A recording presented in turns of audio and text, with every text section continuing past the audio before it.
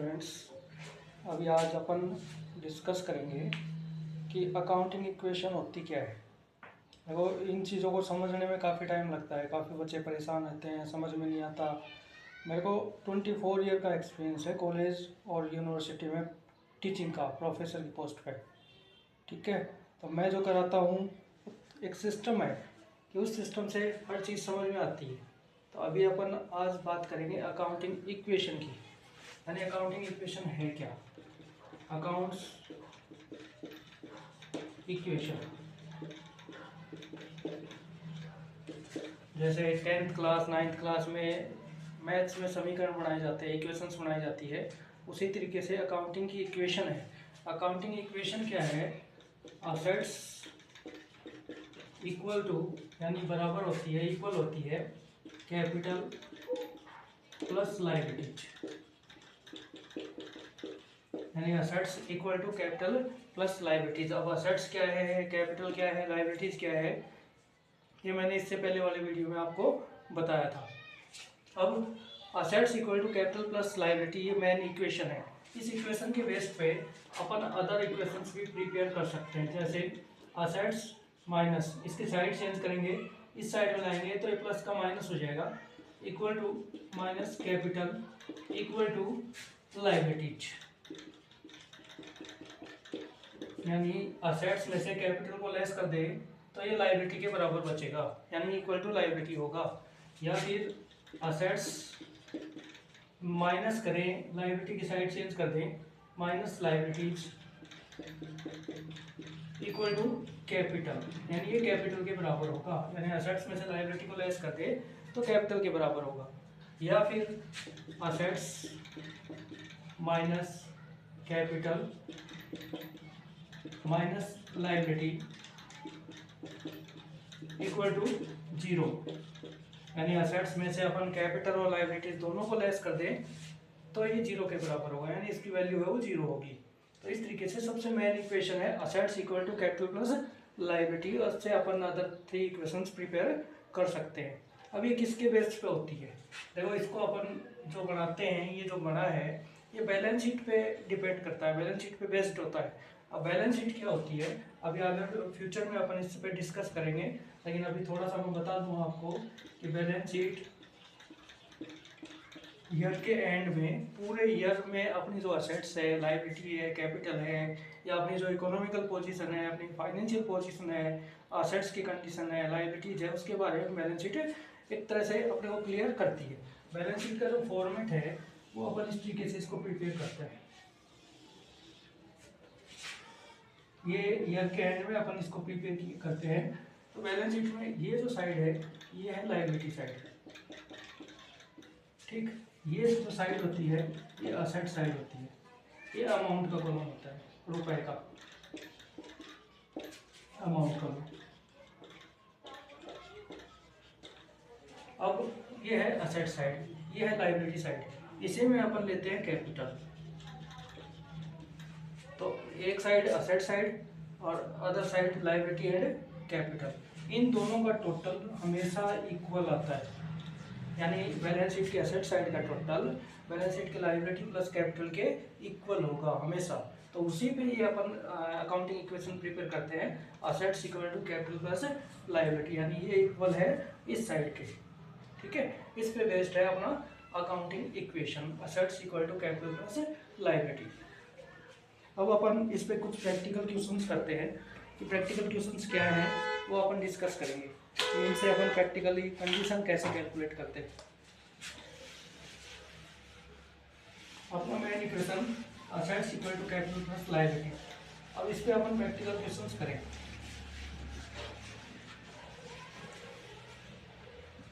जैसे first point में ले रहा हूँ, Rajesh started business with cash rupees 3 lakhs, goods rupees 2 lakhs, and furniture rupees 4 lakhs. यानी राजेश ने बिजनेस शुरू किया। अब बिजनेस शुरू करता है तो उसके पास कैश है अभी फिलहाल 3 लाख रुपए, गुड्स है ₹2 लाख का, और फर्नीचर और कुछ 4 लाख का। अभी अपन ने पहले जब टर्मोलॉजी या टर्म्स अकाउंटिंग मैंने कराई थी उसमें आपको बताया था कि जब कोई भी व्यक्ति बिजनेस स्टार्ट करता है तो स्टार्ट करते समय अपने बिजनेस में जो भी पैसा या माल या फर्नीचर इंट्रोड्यूस करता है वो उसका कैपिटल कहलाता है। तो यहाँ पे राजेश बिजनेस स्टार्ट कर रहा है तो राजेश की कैपिटल है जिसमें कैश है 3 लाख रुपीज, गुड्स यानी स्टॉक है ₹2 लाख, फर्नीचर है ₹4 लाख, यानी टोटल कैपिटल इसकी 3 + 2 5 और +4 यानी 9 लाख रुपीज। ठीक है, अब इसको कैसे अपन नोट करें। यहाँ पे देखो, जब अपन ने मैंने आपको टर्म बताई थी अकाउंटिंग टर्म्स, उसमें कैश के बारे में बताया था, कैश असेट्स होता है। ठीक है, गुड्स यानी माल, माल अपने लिए अपना स्टॉक होता है, फर्नीचर भी अपने असेट्स है। ठीक है, तो ये तीनों चीज़ें कैश, स्टॉक एंड फर्नीचर तीनों असेट्स की कैटेगरी में आती है जो अपन ने पिछले वीडियो में देखा था। अब यहाँ पे असेट्स है, असेट्स में अपन यहाँ डालेंगे पॉइंट नंबर 1 लाइन का गैप देंगे इसमें। उसके बाद यहाँ पॉइंट नंबर 1 अपने पास असेट्स में क्या क्या है, असेट्स के बिल्कुल जस्ट नीचे लिखेंगे।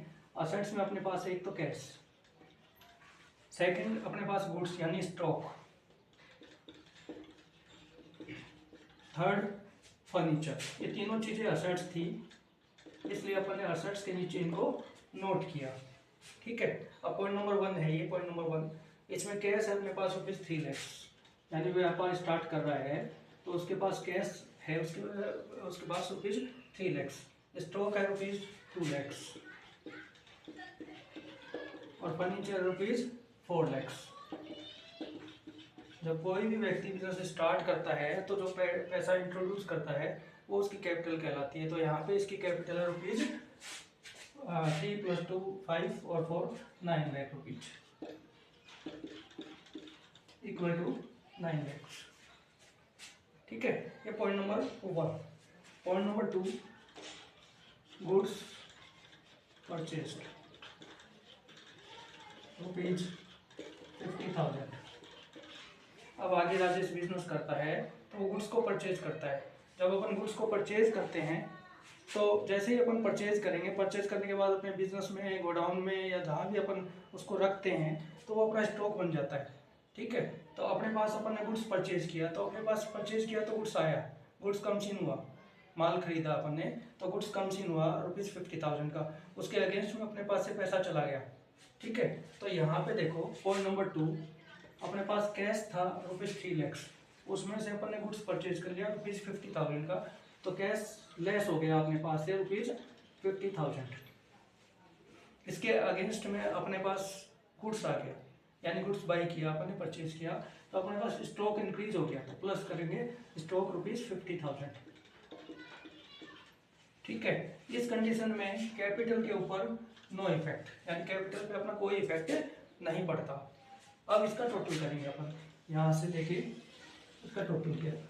टोटल में देखो 3 लाख कैश थी, फिर 50,000 कैश लेस हो गई, अपने पास कैश है 2,50,000 प्लस स्टॉक था 2 लाख का, 50,000 ओवर आ गया, 2,50,000 प्लस फर्नीचर पे कोई इफेक्ट नहीं हुआ, इक्वल कैपिटल पे भी कोई इफेक्ट नहीं हुआ, तो इस साइड का टोटल है ₹9 लाख। तो देखो 250, 255 और +4 equal to 9 lakh. Point number 3 goods sold, माल बेचा ₹20,000। जब अपन गुड्स को सोल्ड करेंगे तो अपने पास से माल गोज आउट होगा, यानी माल चला जाएगा, यानी स्टॉक है वो कम हो जाएगा और उसके अगेंस्ट में अपने पास पैसा आएगा। ठीक है, तो पॉइंट नंबर 3 को अपन यहाँ लिखें तो देखो गुड्स सोल्ड हुआ यानी माल गया, माल यानी स्टॉक लेस हो गया ₹20,000। इसके अगेंस्ट में अपने पास पैसा आ गया, पैसा आ गया तो कैश अपना इंक्रीज हो गया ₹20,000 और कैपिटल पे नो इफेक्ट।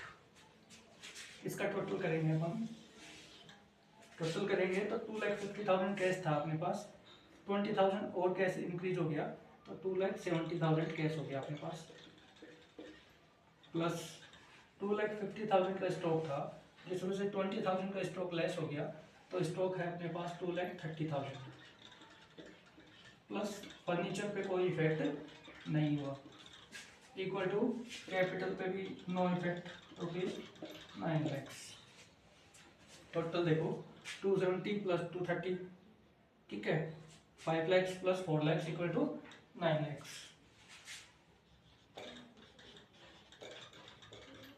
नेक्स्ट है फर्नीचर परचेज्ड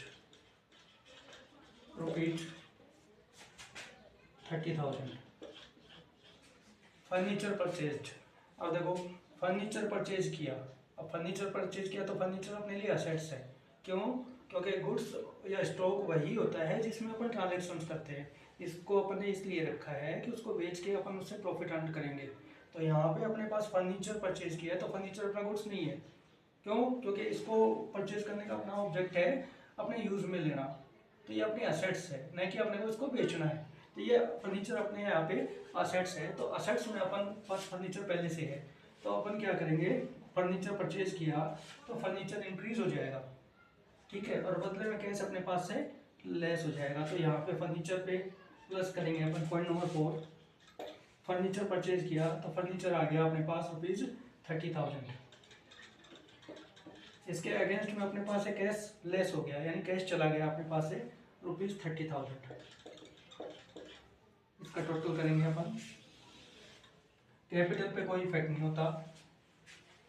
2,70,000 कैश था जिसमें 30,000 का अपन ने फर्नीचर खरीद लिया, यानी फर्नीचर परचेज कर लिया, तो ₹30,000 अपने लेस हो गए, तो 2,40,000 कैश अपने पास।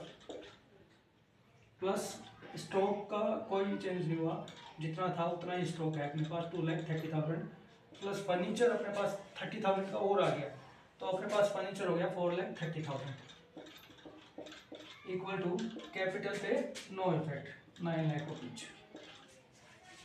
ठीक है, इस तरीके से अपन अकाउंटिंग इक्वेशन प्रिपेयर करेंगे। अब पॉइंट नंबर 1, 2, 3, 4 मैंने एक्सप्लेन कर दिया। स्पेस कम होने की वजह से अपन इसको यहाँ से क्लीन कर देंगे।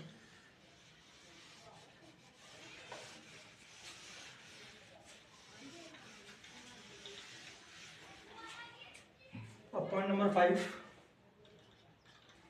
Rent paid ₹10,000।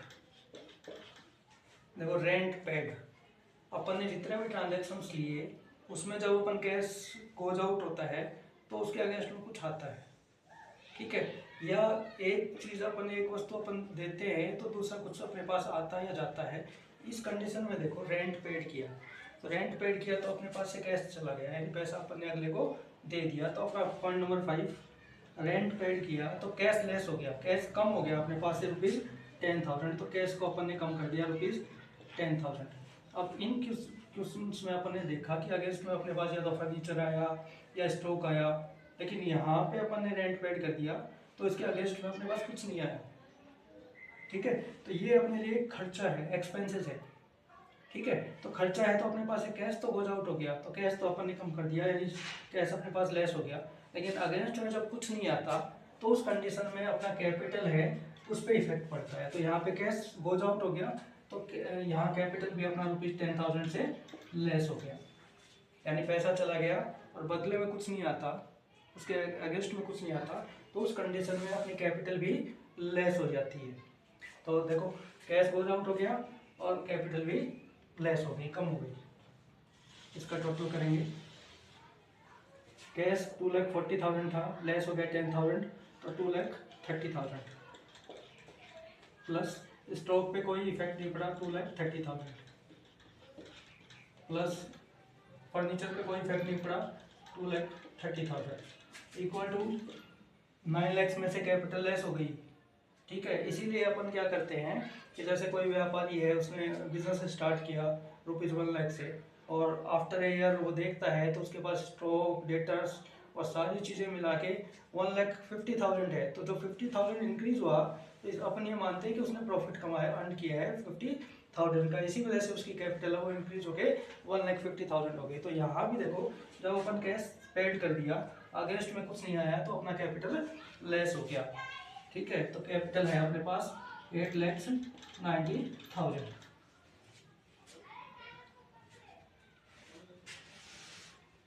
Point number 6, interest received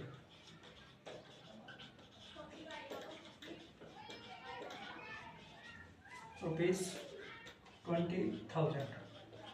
interest received यानी ब्याज प्राप्त किया, इंटरेस्ट रिसीव्ड हुआ तो अपने पास पैसा आया, यानी कैश कंसीन हुआ। तो पैसा आएगा तो अपने पास जो कैश था वो इंक्रीज हो जाएगा। तो पॉइंट नंबर 6, कैश 2,30,000 था, 20,000 इंटरेस्ट रिसीव्ड हुआ तो प्लस करेंगे 20,000। ठीक है, अब देखो कैश आ गया, अगेंस्ट में अपन ने अभी कुछ नहीं दिया फिजिकली, तो उस कंडीशन में अपने कैपिटल है वो भी इंक्रीज हो जाएगी। तो equal two plus 20,000, capital increase और कैश भी इंक्रीज। क्यों? क्योंकि इंटरेस्ट रिसीव्ड हुआ है, पैसा आया है, अगेंस्ट में अभी अपन ने कुछ भी नहीं दिया। देखो 2,30,000 कैश था, 20,000 और कैश इंक्रीज हो गया तो 2,50,000 कैश हो गया अपने पास, प्लस स्टॉक है 2,30,000 का, प्लस फर्नीचर है 4,30,000 का, इक्वल टू 8,90,000 था प्लस 20,000 तो 9,10,000 रुपीज कैपिटल हो गया अपना।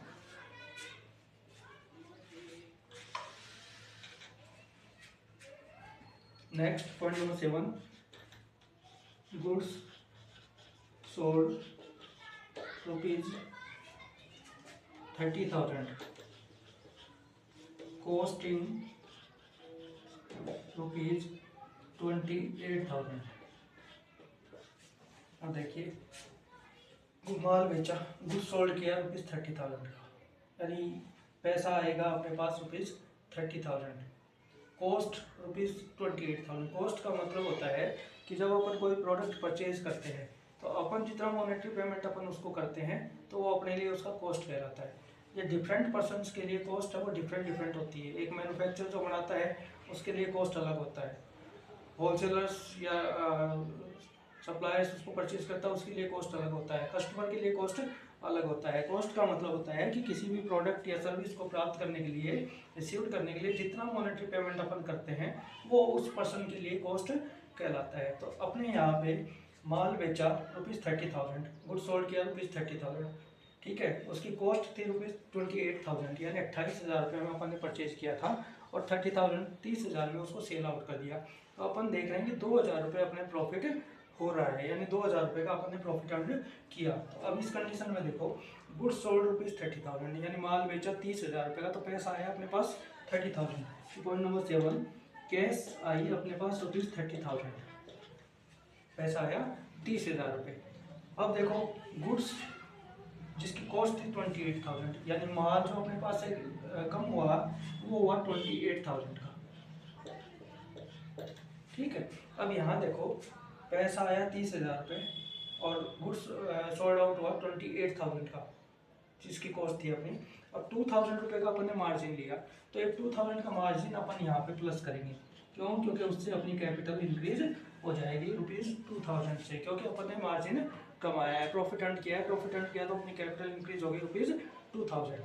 तो इस तरीके से अपन इसको एंटर करेंगे, इसका टोटल करेंगे। 2,50,000 था कैश, 30,000 और आ गया अपने पास तो 2,80,000 कैश हो गया, प्लस 2,30,000 का स्टॉक था, 28,000 इसमें से लेस हो गया तो 2,02,000 का अपने पास स्टॉक रह गया, प्लस फर्नीचर के ऊपर no change, equal to capital अपना हो गया 9,12,000। ठीक है, इस तरीके से अपन इसको प्रिपेयर करते हैं। Next point, point number 8, goods purchased from Ravi store ₹15,000। Goods purchase किया रवि स्टोर से। अब देखो पहले अपन ने गुड्स परचेज किया था तो गुड्स परचेज किया था तो उस कंडीशन में गुड्स आया था अपने पास और कैश गोज आउट हुआ था। लेकिन अकाउंट्स में क्या होता है, जब किसी फर्म का नेम आता है या किसी व्यक्ति का नाम आता है तो उस कंडीशन में अपन ये मानते हैं कि ये क्रेडिट का ट्रांजैक्शन है। क्रेडिट ट्रांजैक्शन मीन पैसे का लेन देन आफ्टर सम टाइम होगा, यानी पैसे का लेन देन अभी नहीं हुआ है, कुछ दिन बाद पैसा लेंगे या कुछ दिन बाद पैसा देंगे। तो यहाँ पे पॉइंट है goods purchased from Ravi store, यानी माल खरीदा रवि स्टोर से ₹15,000। तो एक फर्म का नाम यहाँ आया है। जब किसी फर्म का नाम या किसी व्यक्ति का नाम या किसी कंपनी का नाम होता है तो अपन ये मानते हैं क्रेडिट ट्रांजेक्शन है। तो गुड्स परचेज किया यानी माल आया अपने पास, ठीक है, फ्रॉम रवि स्टोर, यानी रवि स्टोर से अपन ने माल तो खरीद लिया लेकिन अभी पैसा नहीं दिया उसको। तो इस कंडीशन में अपन ये मानते हैं उधार का ट्रांजेक्शन है, क्रेडिट का ट्रांजेक्शन है। तो यहाँ पे पॉइंट नंबर 8 में गुड्स परचेज किया, तो पॉइंट नंबर 8 गुड्स परचेज किया तो अपने पास माल आया यानी अपना स्टॉक है वो इंक्रीज हो गया प्लस ₹15,000, 15,000 रुपये से, ठीक है। यदि ये नगद का कैश का ट्रांजेक्शन होता तो ये कैश लेस हो जाता है यहाँ पे 15,000, बट यहाँ पे अभी अपन ने पेमेंट नहीं किया।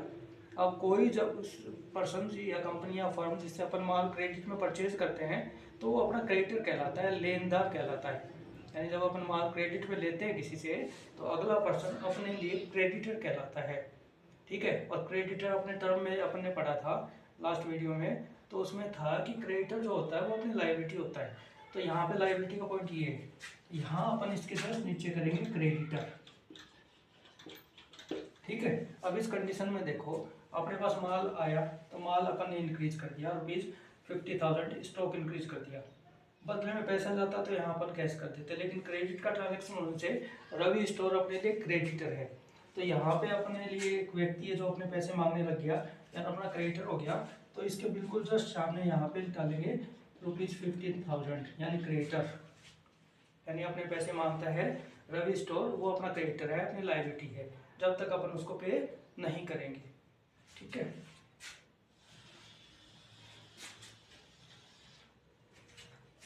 देखो कैश है अपने पास 2,80,000 प्लस स्टॉक अपने पास इंक्रीज हो गया 2,17,000 plus furniture 4,30,000 equal to capital है 9,20,000 प्लस क्रेडिटर्स हो गए 15,000। इसका टोटल हमेशा इसके बराबर आता जाएगा, ये अपन चेक करते जाएंगे। Point number 9 cash paid to Ravi store ₹10,000। Ravi store को कैश पेड किया 10,000। अब देखो यहाँ पे कैश पेड किया रवि स्टोर, तो जब अपन कैश पेड करते हैं तो अपने पास से कैश कम हो जाता है। पॉइंट नंबर 9 कैश कम हो गया ₹10,000, ठीक है। अब देखो इन पहले अपन ने जो भी क्वेश्चंस किए उनमें सब में जब अपन कैश दे देते हैं तो बदले में कुछ न कुछ आता था प्रोडक्ट, या नहीं आता था तो अपना कैपिटल के ऊपर इफेक्ट पड़ता था। यहाँ क्या है, रवि स्टोर जो पहले से अपने पैसे मांग रहा था यानी अपना क्रेडिटर था, अपन ने उससे माल परचेज किया था, अब अपन उसको पे कर रहे हैं, यानी वो अपने 15,000 रुपये मांग रहा है तो अपन 15,000 रुपये में से उसको 10,000 रुपये यानी 10,000 रुपीज़ पे कर रहे हैं। तो इस कंडीशन में देखो कैश कम हो गया अपना 10,000 और रवि स्टोर जो क्रेडिटर था उसको अपन ने पे कर दिया, तो ये कम हो जाएगा ₹10,000, ठीक है। अब इसका टोटल करेंगे,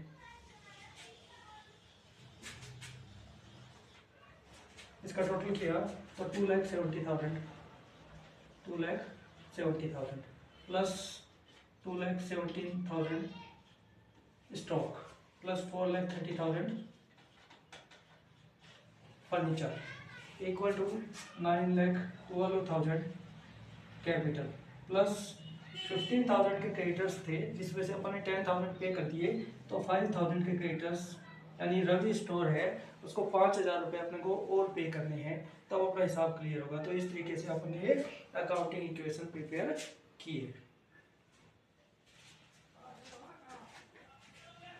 अब ये अकाउंटिंग इक्वेशंस है, इसके आप 2-4 क्वेश्चंस और करेंगे तब ये चीज़ क्लियर हो जाएगी आपकी, ठीक है। लेकिन इससे पहले मेरे चैनल को लाइक एंड सब्सक्राइब जरूर करें।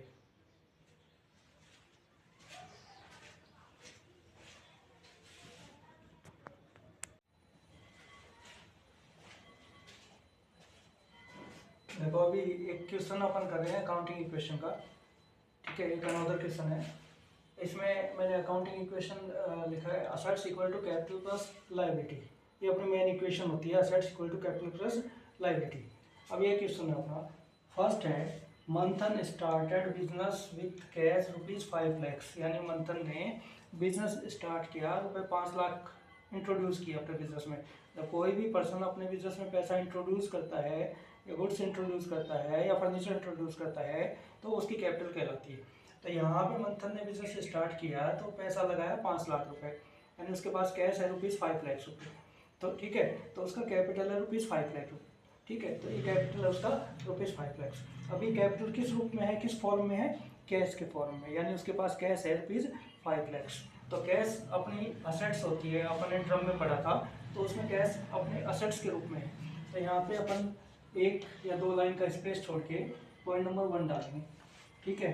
सबसे पहले इसने बिजनेस स्टार्ट किया तो कैश है, कैश अपनी असेट्स होती है, इसलिए असेट्स के बिल्कुल नीचे अपन नोट करेंगे कैश, यानी असेट्स, ये साइड असेट साइड होती है, ये कैपिटल और लायबिलिटी साइड होती है। तो कैश असेट्स की बिल्कुल जस्ट नीचे अपन ने कैश लिख दिया। अब पॉइंट नंबर 1 ये कहता है Manthan started business with cash ₹5 lakh, यानी मंथन ने बिजनेस स्टार्ट किया, 5 लाख रुपए लगाए, यानी कैश के रूप में उसके पास है 5 लाख रुपए, जो उसके लिए असेट्स है, ठीक है। और यही 5 लाख रुपए उसके लिए कैपिटल कहलाती है। तो first point is ₹5 lakh cash, ठीक है, और यही उसकी कैपिटल है। तो बिल्कुल इसके जस्ट सामने यहाँ पे और कैपिटल के नीचे नोट करेंगे ₹5 लाख, ठीक है। ये पॉइंट नंबर 1, इसको क्लोज करेंगे, इसका टोटल करेंगे। ₹5 लाख कैश है अपने पास, ठीक है, और कैपिटल भी है अपना ₹5 लाख। अब पॉइंट नंबर 2, गुड्स परचेज ₹30,000, माल खरीदा, गुड्स परचेज किया। तो जब गुड्स परचेज करते हैं तो अपने पास माल आता है, और जब माल आता है गोडाउन में, शॉप में अपन रख लेते हैं तो स्टॉक हो जाता है, और स्टॉक अपने लिए असेट्स होता है, जो लिस्ट अपन ने पहले पढ़ी है लास्ट वीडियो में। तो स्टॉक अपने लिए असेट्स कहलाता है। तो पॉइंट ये असेट साइड है, तो असेट साइड में कैश के जस्ट बाद अपन यहाँ नोट करेंगे प्लस स्टॉक, ठीक है। अब देखो इसने गुड्स परचेज किया, तो गुड्स परचेज करेंगे तो वो अपने लिए स्टॉक हो जाता है, जब अपने गोडाउन में या दुकान पे आ जाता है, शॉप पे आ जाता है, तो 30,000 का स्टॉक आ गया अपने पास। जब अपन माल परचेज करते हैं तो उसके अगेंस्ट में अपने पास से पैसा जाता है, तो पैसा गया अपने पास है ₹30,000। तो पॉइंट नंबर 2, कैश थी अपने पास ₹5 लाख, अपन ने गुड्स परचेज कर लिया 30,000 का, तो कैश लेस हो गया ₹30,000। इसके अगेंस्ट में जब अपन ने पैसा दिया तो माल आया बदले में, माल आया तो स्टॉक कहलाता है, तो प्लस यहाँ पे स्टॉक, यानी गुड्स परचेज किया तो स्टॉक इंक्रीज हो गया, और कैश अपने पास से चला गया तो अपन ने कैश डिक्रीज कर दिया। इन सब कंडीशंस में कैपिटल के ऊपर कोई इफेक्ट नहीं पड़ता, इसलिए कैपिटल नो चेंज। अब इसका टोटल करें, 5 लाख कैश था, 30,000 लेस हो गया, तो 4,70,000 कैश अपने पास अभी है, प्लस स्टॉक अपने पास पहले नील था, 30,000 का स्टॉक अपने पास इंक्रीज हो गया, यानी स्टॉक अपन ने परचेज कर लिया, यानी माल अपन ने परचेज कर लिया तो स्टॉक इंक्रीज हो गया ₹30,000 से, और इस तरफ कोई इफेक्ट नहीं पड़ा। तो इसका टोटल लेंगे अपन ₹5 लाख, यानी कैपिटल है ₹5 लाख। इसका टोटल करते चलेंगे, ये हमेशा इसके इक्वल आएगा। पॉइंट नंबर 3, गुड्स सोल्ड, जब अपन माल को सेल करते हैं, माल को बेचते हैं, तो अपने स्टॉक में से माल निकल जाता है और बदले में कैश आ जाती है अपने पास। तो गुड्स सोल्ड किया तो माल चला गया, गोज आउट हो गया, और कैश कम्स इन हो गया। तो कैश आया अपने पास ₹10,000, तो कैश आता है तो प्लस हो जाएगा, तो कैश इंक्रीज हो गया 10,000, और माल चला गया अपने पास से तो स्टॉक लेस हो गया ₹10,000। यानी इस कंडीशन, इस ट्रांजेक्शन का क्या इफेक्ट हुआ, माल गए गोज आउट हुआ और कैश कम सीन हुआ, तो कैश अपन ने इंक्रीज कर दिया और स्टॉक को लेस कर दिया, और कैपिटल पे नो इफेक्ट। देखो कैश 4,70,000 था, प्लस 10,000 हो गया, तो 4,80,000 कैश अपने पास, प्लस स्टॉक पहले 30,000 का था, 10,000 का सेल आउट कर दिया, तो अभी स्टॉक है अपने पास ₹20,000 equal to capital ₹5 lakhs। Point number 4, commission paid. Commission दिया। जब कमीशन देते हैं तो पैसे के रूप में अपन देते हैं, ठीक है। तो कैश अपने पास से गोज आउट हो गया। अब देखो जब अपन कमीशन देते हैं तो कमीशन पैसा तो चला जाता है, लेकिन अगेंस्ट में अपने पास कुछ भी नहीं आया।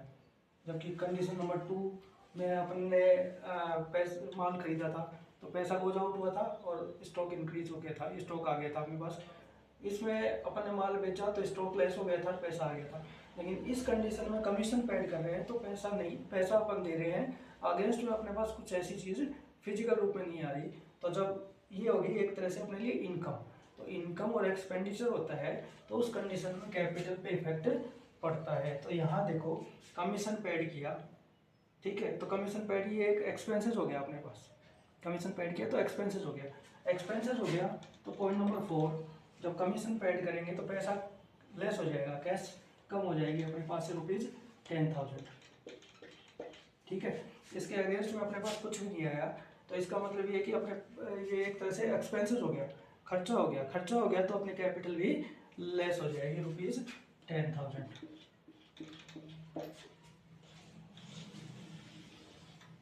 अब देखो कैश था पहले 4,80,000, इसमें 10,000 कमीशन पेड कर दिया, कैश गोज आउट हो गया 4,70,000, प्लस स्टॉक पे कोई इफेक्ट नहीं हुआ, वही 20,000 का है। और कैपिटल अपना ₹10,000 से कम हो गया, यानी पैसा चला गया तो कैपिटल लेस हो गया, 4,90,000 का कैश अपने पास है। तो टोटल 4,90,000 का कैपिटल अपने पास है, क्योंकि जो अमाउंट पेड कर दिया उससे अपना कैपिटल वो लेस हो गया।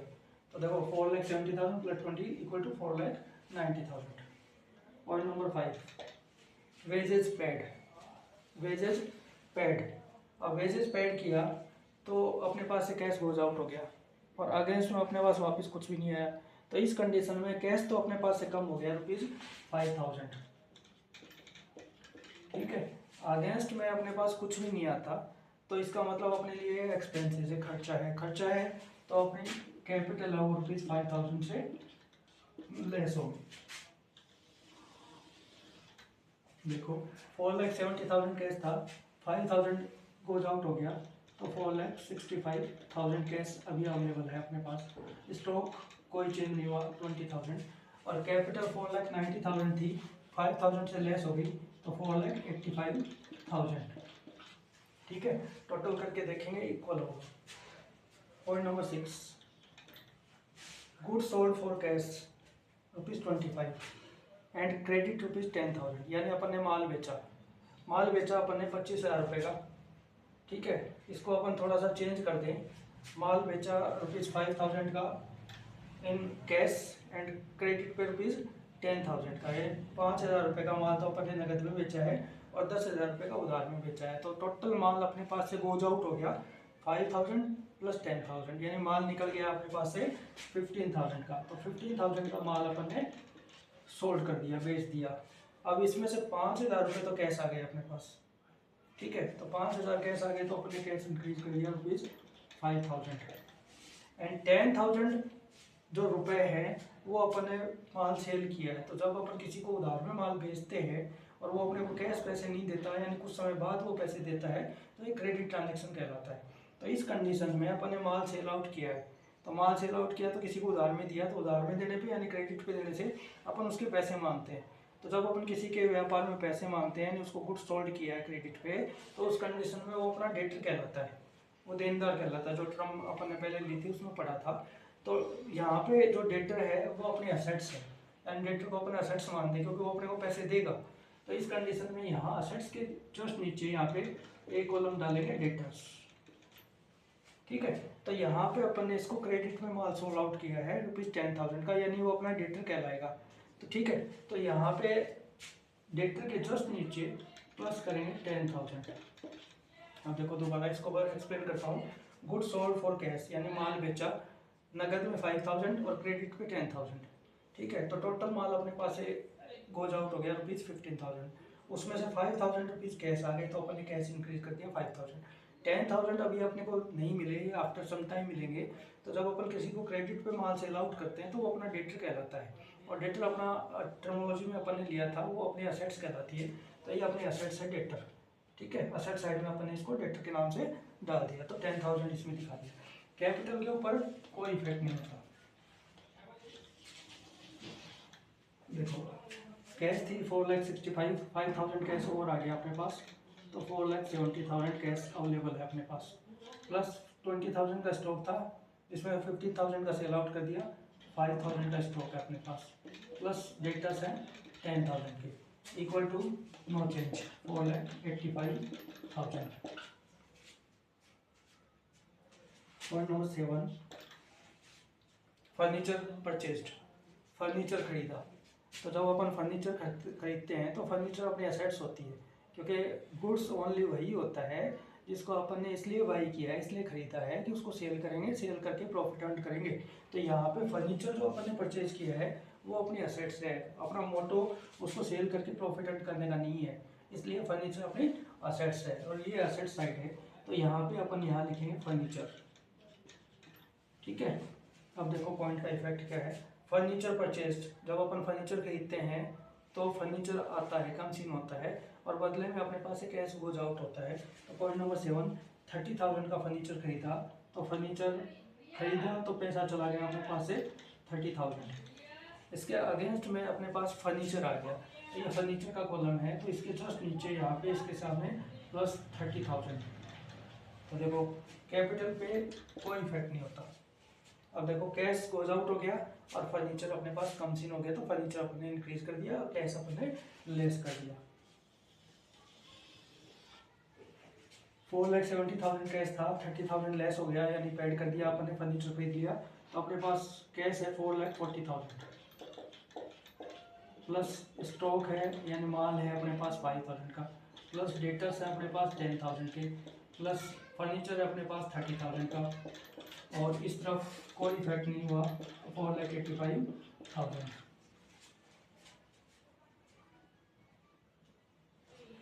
पॉइंट नंबर 8,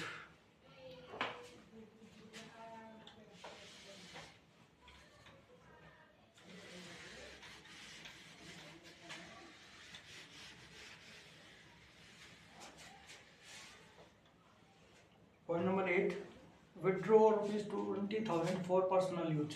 देखो जब अपन ने टर्म्स ली थी, टर्म्स का वीडियो है आप देखना उसमें, कि जब अपन पर्सनल यूज़ के लिए चाहे वो गुड्स विड्रॉवल करें या कैश विड्रॉवल करें, यानी खुद के यूज़ के लिए, अपने खुद के यूज़ के लिए, अपने परिवार के यूज़ के लिए, जब अपने बिजनेस से कुछ भी पैसा या माल विड्रॉवल करते हैं, निकालते हैं, तो वो अपना ड्रॉविंग्स कहलाता है, उसको अपन अर्न कहते हैं, ठीक है। तो यहाँ पे विड्रॉ किया और पर्सनल यूज़ के लिए किया, यानी ये ड्रॉविंग है। अब ड्रॉविंग की कंडीशन में जो कैपिटल होती है ना, उसके ऊपर इफेक्ट पड़ता है। तो ड्रॉविंग से अपन कैश या गुड्स अपने पर्सनल यूज़ के लिए विड्रॉ करते हैं, निकालते हैं, तो अपना कैपिटल है वो लेस हो जाता है। तो यहाँ पे विड्रॉ किया यानी पर्सनल यूज़ के लिए निकाला, यानी ड्रॉविंग हो गया, कितने रुपए का, 20,000 का। तो कैश उसने विड्रॉ किया अपने व्यापार से, तो कैश लेस कर देंगे अपन 20,000 रुपीज। अब जब कैश कम हो गया, अगेंस्ट में कुछ नहीं आता, लेकिन ये पर्सनल यूज़ के लिए है, तो ड्रॉविंग है, तो इस कंडीशन में कैपिटल अपनी लेस हो जाती है ₹20,000।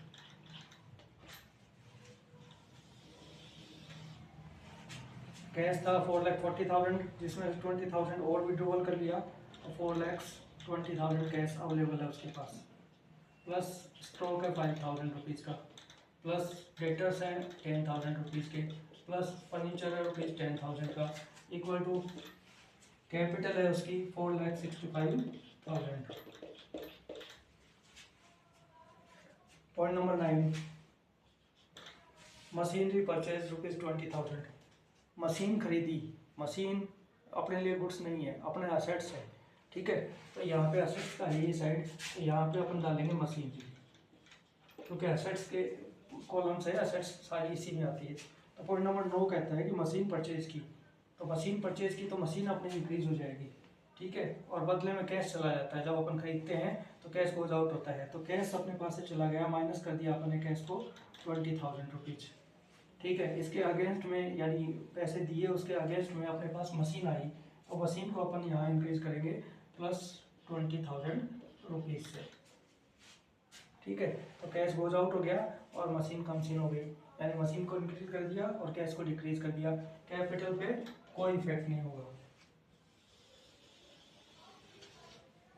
अब देखो कैश की पोजीशन 4,20,000 था, अपन ने पैड कर दिया, मशीन खरीद लिया तो 20,000 लेस हो गया, तो 4 लाख कैश अवेलेबल है अपने पास, प्लस 5,000 का स्टॉक है, प्लस 10,000 के डेटर्स हैं, यानी जिसके पैसे मांगते हैं, जिसको क्रेडिट पे माल सोल्ड आउट किया है, प्लस 30,000 का फर्नीचर है अपने पास, प्लस 20,000 का मशीन है, इक्वल टू 4,65,000। नेक्स्ट पॉइंट है गुड्स सोल्ड ₹10,000।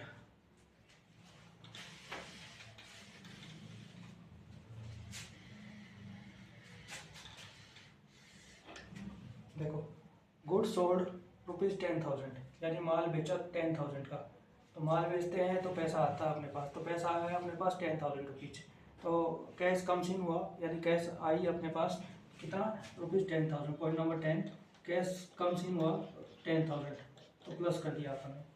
अब जो गुड्स गोज आउट हुआ उसकी कॉस्ट थी 9,000, यानी अपन ने उसको 9,000 में परचेज किया था और 10,000 में सोल्ड आउट कर दिया, तो cost plus profit equal to sales होता है, यानी ये सेल्स है, इसमें से अपन ने कॉस्ट माइनस कर दिया तो अपने पास प्रॉफिट हो गया, तो प्रॉफिट हो गया ₹1,000। ठीक है, तो इस कंडीशन में देखो कैश कम्स इन हुआ ₹10,000, क्योंकि अपन ने माल बेचा 10,000 का, कैश इंक्रीज कर दिया ₹10,000।